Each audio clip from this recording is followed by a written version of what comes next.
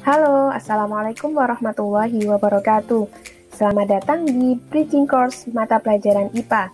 Program ini digunakan untuk penyetaraan kemampuan dasar dari siswa kelas 7 pada masa pengenalan lingkungan sekolah.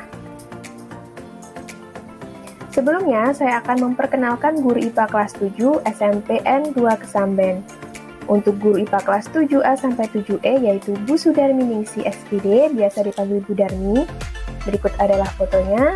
Dan Bu Endang Lutfia Ningsi SPD, biasa dipanggil Bu Endang, dan berikut adalah fotonya.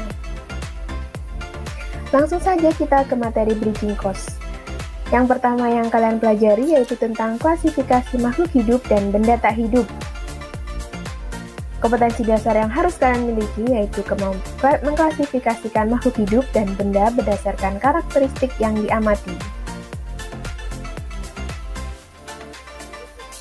Indikator yang harus kalian capai yaitu menjelaskan perbedaan makhluk hidup dengan benda tak hidup. Dan yang kedua, mengelompokkan makhluk hidup berdasarkan prinsip klasifikasi. Dalam pembahasan klasifikasi makhluk hidup, ada 6 istilah yang harus kalian pahami.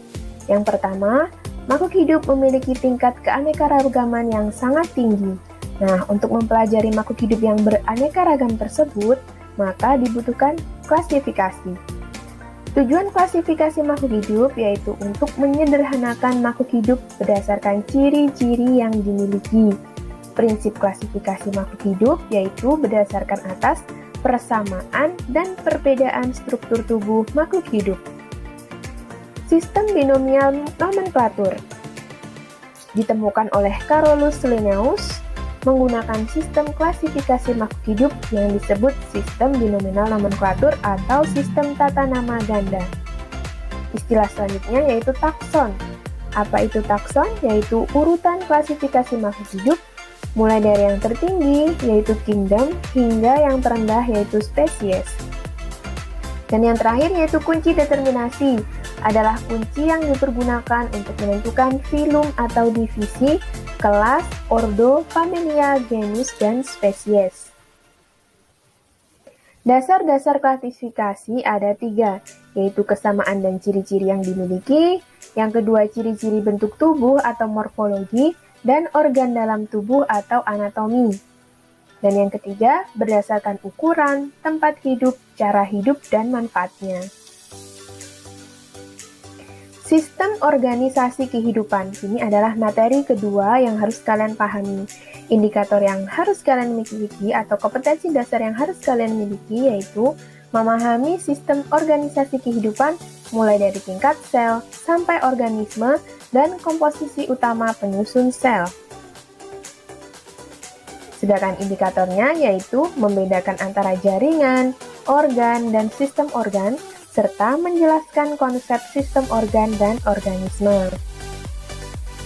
Berikut ada istilah-istilah yang harus kalian pahami pada materi sistem organisasi kehidupan, di mana sistem organisasi kehidupan itu tersusun dari sel, jaringan, organ, sistem organ, hingga organisasi. Yang pertama yang dibahas yaitu sel, merupakan unit struktural dan fungsional terkecil pada makhluk hidup. Tiap sel tersusun atas berbagai bagian yaitu membran plasma, inti sel atau nukleus, sitoplasma, dan organel sel. Kemudian istilah yang kedua yaitu jaringan. Jaringan yaitu sel yang memiliki bentuk, fungsi, dan sifat yang sama membentuk suatu jaringan. Sedangkan yang ketiga yaitu organ. Organ ini adalah gabungan beberapa jenis jaringan yang terorganisasi dalam fungsi tertentu. Dan yang keempat yaitu sistem organ, yaitu gabungan dari beberapa organ untuk melakukan fungsi tertentu di dalam tubuh. Setiap organ memegang peranan yang sama penting dalam menjalankan fungsinya. Dan yang terakhir yaitu organisme atau individu, yaitu semua sistem organ akan bekerja sama untuk melakukan fungsi hidup atau proses kehidupan untuk menopang kehidupan organisme atau individu.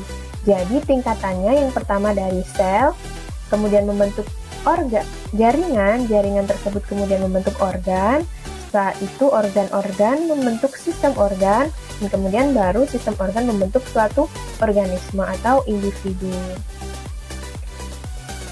Selanjutnya yaitu tentang pembahasan interaksi makhluk hidup dengan lingkungannya. Ini adalah bab ketiga yang harus kalian pahami. Kompetensi dasar yang harus kalian miliki yaitu menganalisis interaksi antara makhluk hidup dan lingkungannya, serta dinamika populasi akibat interaksi tersebut. Indikator yang diinginkan atau diharapkan yaitu menjelaskan konsep lingkungan dan komponen-komponennya. Yang kedua, menjelaskan konsep bentuk saling ketergantungan antar makhluk hidup. Istilah yang harus kalian pahami yang pertama yaitu ekosistem. Merupakan hubungan timbal balik antara makhluk hidup dengan lingkungannya. Ekosistem disusun oleh komponen biotik berupa makhluk hidup dan komponen abiotik atau benda tak hidup. Setiap makhluk hidup menempati tempat yang sesuai yang disebut habitat. Setiap makhluk hidup juga mempunyai peranan tertentu yang disebut misia. Dalam ekosistem terdapat tingkatan trofik, komponen biotik, yaitu ada organisme yang berperan sebagai produsen, konsumen primer, konsumen sekunder, konsumen tersier, konsumen puncak, dan pengurai. Tingkatan organisasi kehidupan. Dalam ekosistem terdapat tingkatan organisasi makhluk hidup penyusunnya. Ada individu-individu yang sejenis menyusun suatu populasi. Kemudian beberapa populasi makhluk hidup berinteraksi dengan lingkungan, membentuk komunitas. Komunitas dengan lingkungannya membentuk suatu ekosistem. Kemudian beberapa ekosistem membentuk bioma, dan keseluruhan bioma dan ekosistem di bumi menyusun biosfer. Sehingga tingkatan organisasi kehidupan yang terkecil yaitu sel, kemudian jaringan, kemudian organ, kemudian sistem organ, dan organisme atau individu. Kemudian individu menyusun populasi, populasi membentuk komunitas, kemudian komunitas dengan lingkungan membentuk ekosistem, kemudian bioma, dan yang terbesar yaitu biosfer. Di dalam ekosistem yang seimbang, komponen penyusun ekosistem selalu berada dalam komposisi yang seimbang. Ekosistem bersifat dinamis dan selalu mengalami perubahan. Perubahan suatu ekosistem menuju keseimbangan dalam jangka waktu yang lama disebut suksesi. Komponen penyusun ekosistem selalu berinteraksi baik sesama komponen biotik maupun komponen biotik dengan komponen abiotik. Interaksi ini membentuk jaring-jaring kehidupan yang terdiri dari rantai makanan, jaring-jaring kehidupan, dan piramida makanan. Selanjutnya, hubungan organisme dalam suatu ekosistem dapat berupa hubungan netral, simbiosis mutualisme, komensalisme, parasitisme, kompetisi, dan predasi. Untuk netral, ini tidak ada hubungan antara organisme yang satu dengan ekosistem, artinya tidak saling berinteraksi atau interaksinya tidak ada